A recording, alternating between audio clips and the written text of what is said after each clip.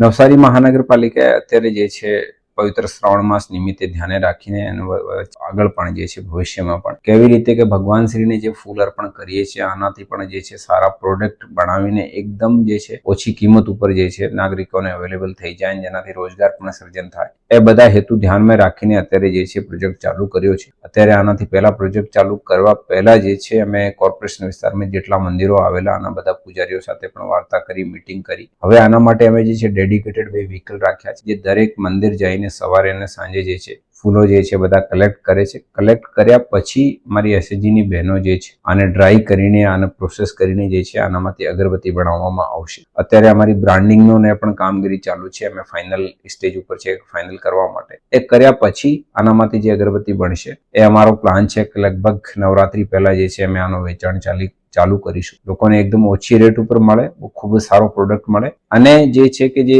ફૂલ અર્પણ કર્યા પછી પણ જે છે આનો કેવી રીતે એક પોઝિટિવ વેમાં ઉપયોગ થઈ શકે છે એ બધા હેતુથી અમે જે છે પ્રોજેક્ટ પ્રારંભ કર્યો છે.